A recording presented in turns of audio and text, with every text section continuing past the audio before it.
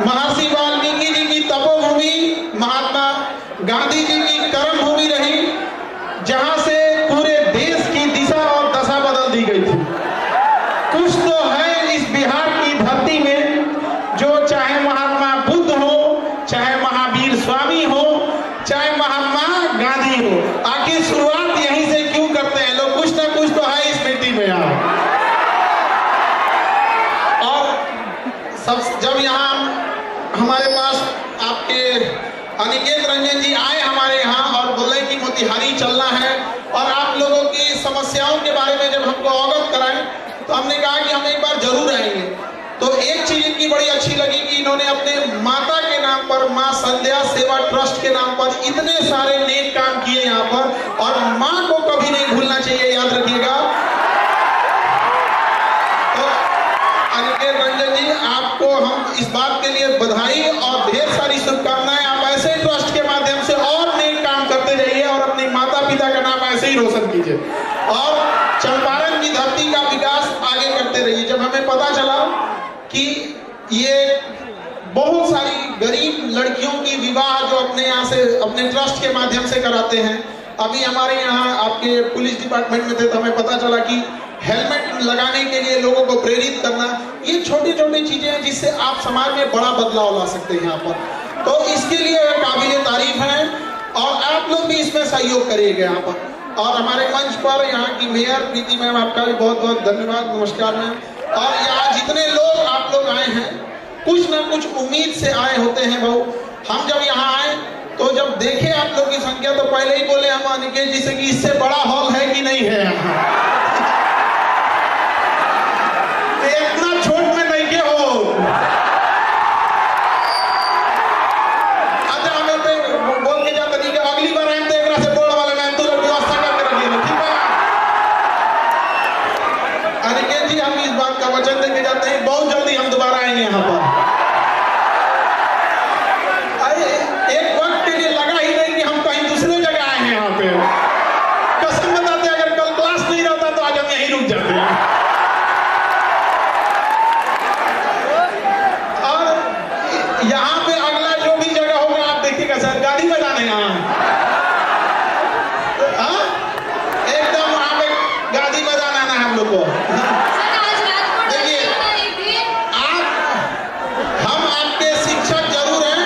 लेकिन हम आपके चीजों को उतनी ही बारीकी से जानते हैं जितना आपका सबसे जिगरी दोस्त जानता होगा। इसलिए हम आपकी अच्छाइयों को भी जान रहे हैं, खराबियों को भी जान रहे हैं। इसलिए हमारे सामने होशियारी नहीं करना लोग।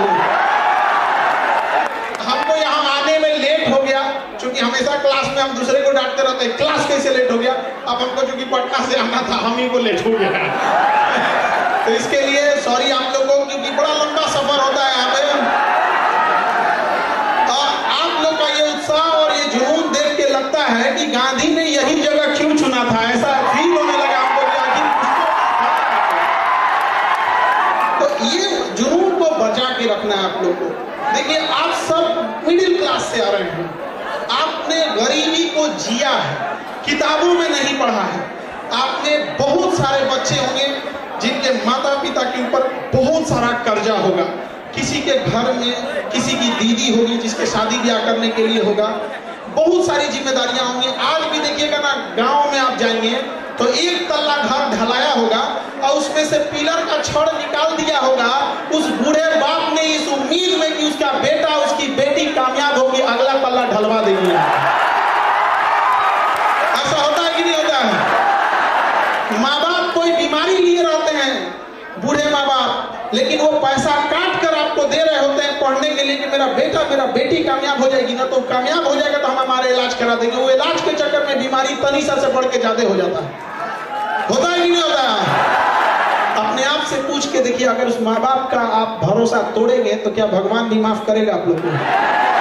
तो जब भी अगर आप गलत रास्ते पे भटके तो अपने बूढ़ी माँ की उस आंखों को देखिएगा जिसमें रोशनी अब कम हो गई होगी, लेकिन आपकी कामयाबी को देखने के लिए आज भी उसने अपनी आंख की रोशनी बचा के रखी है। उसका बेटा उसकी बेटी कामयाब होके आएगी। और वो दौर चला गया जब केवल कामयाबी पर पुरुषों का अधिकार था, महिलाओं ने दिखा दिया कि छीन लेंगे अधिकार अगर नहीं दोगे तो यहाँ पर। और हम रिक्वेस्ट भी किया है, महामहिम बिहार के राज्यपाल साहब से भी कहा है, और यहाँ पर इतने राजनीति से जुड़े आप लोग हैं, आप लोग से भी और आप सारे युवाओं से भी कहते हैं, नशा तो एक समस्या है जिसमें आप लोग फंसते जा रहे हैं। एक और हमने सुझाव दिया कि जो दहेज में गाड़ियां दी जाती है उसका नंबर प्लेट गुलाबी रंग का हो, ताकि पता चले इसके बाप का नहीं है कि नहीं है। अरे कम से कम लहरिया कट मारे तो कोई कहे कि बाप का गाड़ी नहीं है, तुम्हारे ससुर की गाड़ी है। और आप ये चंपारण की धरती से कहते हैं कि इस मुहिम को यहाँ से फिर से चालू कीजिए कि जिस तरह महात्मा गांधी ने चंपारण के किसानों के लिए यहाँ के घटिया कानून को बदल दिया था, दहेज जैसे घटिया चीजों को उखाड़ फेंकिएगा आप लोग यहाँ पर। अरे अपनी हिम्मत अपने हाथ में बाजुओं में इतनी ताकत रखिए। आप बिहारी हैं जी, जो चाहे कमा के लीजिएगा, क्या जरूरत है किसी की बेटी के बाप को ढाका के उससे दहेज लेने की। और सामने से जब दहेज मिले तो ठुकरा के रख दीजिएगा, आप कहिएगा कि हमने इतना माँ बाप ने शिक्षा दिया है, अपने गुरुओं से इतना हमने आशीर्वाद प्राप्त किया है, और भुजाओं में इतनी ताकत है कि जो चाहे दिला सकते हैं, सम्मान से रखेंगे, चाहे एक ही रोटी खाए, सूखी रोटी खाए, लेकिन सब अपना सम्मान से समझौता नहीं करेंगे। हम सबके घर में आप देखिए, हम तो वो बदनसीब है जो हमारे घर में बहन नहीं है, तो हमें बड़ा ताना मारा जाता था कि बहन उसी को देता है ऊपर वाला जो उसे पालने की औकात रखता है। तो हमने क्या किया ना, रक्षाबंधन में दुनिया में सबसे ज्यादा राखी हमें बांधी जाती है, और हम खुशनसीब है कि पूरी दुनिया में हमसे ज्यादा राखी किसी को नहीं बांधी जाती होगी। और जब राखी बंधवा लेते हैं ना, तो वही राखी लेके उठता नहीं है हाथ, और छत पे जाते हैं जब अंधेरा हो जाता है तब, और उस ऊपर वाले की ओर देख के थोड़ा चिढ़ाते हैं, क्या हो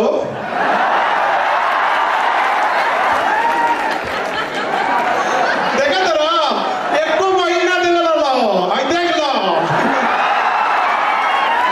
शायद इसी सब की वजह से हम बिहारी लोग बदनाम हो जाते हैं कि केकरों से टकरा जाता है सब। यहाँ पे दुख तो है इस बात का, जब कभी हमें प्रॉब्लम आता है तो कई बार ऐसा लगता है कि काश मेरा भी एक बड़ा भाई होता, और जब कभी घर में कोई बीमार पड़ता है तो फील आता है काश मेरी भी एक बहन रहती।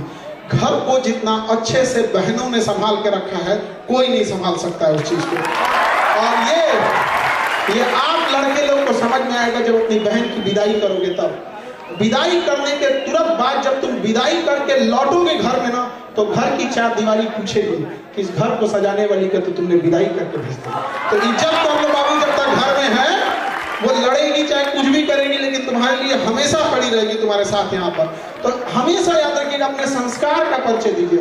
यदि शत्रु को हराना है तो शस्त्र उठाना पड़ेगा, शत्रु को हराना है तो शस्त्र उठाना पड़ेगा, लेकिन समाज बदलना है तो हमें अपने शास्त्रों को उठाना पड़ेगा। हम अपने शास्त्र भूल चुके हैं, तो हमें ये सारी चीजों को एक साथ लेके चलना है। माता पिता के भरोसा को कभी मत तोड़िए। अभी हमने देख रहे थे कि यहाँ बहुत सारे बच्चे नशा जैसे खराब चीजों में उलझते जा रहे हैं। आप समझो बाबू, नशा कोई एक दिन में लगने वाली लत नहीं होती है। आप इसे शुरुआत करते हो च्युइंगम से, आप इसे नॉर्मली छोटे से कैसे स्टार्ट कर देते हो, छोटे से च्युइंगम से, फिर उसके बाद छोटा सा जाते हो, कभी पार्टी फंक्शन में ले लिए कि किसी का शादी ब्याह है, कोई त्योहार है, किसी का रिजल्ट हो गया, मैं जीत गया। ये धीरे धीरे पहली दहलीज है आपके बर्बादी के, किसी को बर्बाद करने का। आपका दोस्त कहेगा कि दोस्ती के लिए ये नशा कर लो ना, उसी को कहिए ना दोस्ती के लिए तो छोड़ देना, और उस दोस्त को एक कप नाली का पानी उठा के दीजिएगा, कहिएगा दोस्ती के लिए पी ले। याद रखिएगा, ऐसे दोस्त लोहे के में लगे उस जंग के समान होते हैं जो तब तक उस लोहे से चिपके रहते हैं जब तक उस लोहे का अस्तित्व न मिटा दें। ऐसे दोस्तों की जरूरत नहीं है। याद रखिएगा, बहुत ज्यादा गिनती के लिए मत रखिएगा। अरे दोस्त एक जैसा हो, एक ही हो, लेकिन कर्ण के समान हो, अपना हस्ती मिटा दिया दुर्योधन के लिए। अलग बात था कि दुर्योधन गलत था, लेकिन दुनिया आज भी मिसाल देती है कि दोस्त हो तो कैसा ऐसा कोई दोस्त ना हो आपका कि जीवन बर्बाद कर दे आपको। धीरे धीरे आपको लत लगाएगा, फिर आप आदी हो जाएंगे उसके, फिर आप उसको पीने लगेंगे। जब आप शराब, गुटखा या किसी चीज में जब आपको आदत हो जाएगा, फिर धीरे धीरे आप उसके डिपेंडेंट हो जाएंगे। अब आपको नहीं मिलेगा तो परेशान हो जाएंगे। ये स्टेप समझो, स्टेप तो डिपेंडेंट जब हो जाएंगे तो फिर अब आप उसके शिकार होंगे। डिपेंडेंट होने के बाद अब आप उसको वो नशा अब आपको करेगा नहीं, फिर अब आप अगले स्टेप में जाओगे कि इंजेक्शन मारने के लिए, तो ये दुनिया भर का ये सब चीजों के लिए, ड्रग्स वगैरह, ये जब आप चले गए तो ऐसा मत सोचिएगा कि केवल आप बर्बाद होंगे, किसी माँ के आंखों का सपना टूटेगा आपके इस नशे के चक्कर में, किसी के बाप का कॉलर सर से नीचे झुक जाएगा, किसी की पत्नी और उसके बाल बच्चों का पूरा भविष्य अंधकार में हो जाएगा। तो लात मारो ऐसे दोस्तों को जो आपको बिगाड़ देता है। इतनी तो हिम्मत होनी चाहिए, इतनी तो हिम्मत होनी चाहिए। जितना भी बड़ी गाड़ी देखोगे ना, फेरारी ले लो, रोल्स रॉय ले लो, ये बड़ी बड़ी जो गाड़ियां होती है करोड़ों की, इसमें ज्यादा सीट नहीं होता है। जानते हो क्यों? उसको पता है कि जिसको खरीदने की औकात होगी उसके ज्यादा दोस्त नहीं होंगे, है कि नहीं यार? बदलिए इस समाज को। आप लोग युवा हैं, अगर नहीं बदल सकते हैं तो धिक्कार हो जाएगा ऐसे युवाओं के ऊपर। अपने आप को बदलिए, इस गरीबी से निकलिए। आपको यही एक एज है, ये आपके जीवन का सबसे बहुमूल्य एज है। इस एज को मत गवाइए, अपना पूरा जी जान लगा के झोंक दीजिए इस चीज को पढ़ने में। देखिए, किसी के माता पिता गरीब होंगे, किसी के माता पिता मिडिल क्लास होंगे, तो ये मत देखिए आपके माता पिता गरीब हैं या कैसे। आप गरीब घर में पैदा होंगे तो आपका कोई गलती नहीं है, लेकिन अगर आपके माँ बाप गरीब घर में मर गए तो केवल आपका दोष है। इसलिए जी जान लगा दीजिए। और क्यों नहीं कर सकते आप लोग? सबके जीवन में संघर्ष आता है। याद रखिएगा, जिस पत्थर पे छीनी हथौड़ी का चोट नहीं पड़ता है वो पत्थर कभी भगवान की मूरत नहीं होती है, पैर से लोग ठुकरा के चले जाते हैं। तो जीवन में यदि आपको तकलीफ हो रहा है तो याद रखिएगा, ऊपर वाला आपको पत्थर जैसे शरीर को काट के मूरत बनाना चाह रहा है। भागिए नहीं इस चीज से, कुछ देर बर्दाश्त कर लिए, फिर लोग आपको पूजने आएंगे यहाँ पर और बुलंदी के शिखर पे चले जाइएगा। लेकिन कभी अपने अंदर अहंकार मत लाइएगा। अहंकार तो रावण का नहीं बचा, तो हम लोग कौन डेगची के मसाला है? किसी का अहंकार नहीं बच सका यहाँ पे। हमेशा सोचिएगा कि आपका जीवन दूसरों के काम आ सकता है कि नहीं। यदि आपका जीवन केवल आपके काम आ रहा है तो आप नर के रूप में, मानव के रूप में जन्म जरूर लिए हैं, लेकिन आप एक पशु के समान हैं। क्योंकि जानवर की पहली पहचान होती है वो केवल अपने लिए सोचता है, कभी जानवर को नहीं देखेंगे बांट के खाएगा। लेकिन ये मानव होने का पहला सबूत है कि दूसरे के तकलीफ में उसे तकलीफ होती है, दूसरे के पीड़ा से उसे अपनी पीड़ा होती है। आज देखिए, हमारे समाज में किसी के साथ जघन्य अपराध हो जाता है, कुछ हो जाता है, तो हम एक मानव होने के नाते उसके साथ सहानुभूति रखते हैं। लेकिन इसी मानव के बीच में कई बार दरंदगी जैसी घटनाएं हो जाती हैं। तो ये सब चीजों को हम और आप युवा ही इस चीजों को बदल सकते हैं। और युवा ही कहीं भी जाएगा तो चेंजिंग ला सकता है, बशर्ते वो गलत डायरेक्शन में ना चला जाए। आज का युवा जो हो गया है, 1.5 GB डाटा 4 बजे तक खत्म कर दिया है। क्या मतलब बन रहा है? याद रखिएगा, सुनिए बाबू ध्यान से, एक अनलिमिटेड डाटा है, तो ये अनलिमिटेड डाटा अनलिमिटेड बर्बाद करेगा आपको। समझा कि नहीं गया? इसलिए आप लोग समझो बाबू ध्यान से, एजुकेशन बहुत जरूरी है, लेकिन आज के डेट में आपके पास मोबाइल बहुत ज्यादा हो गया।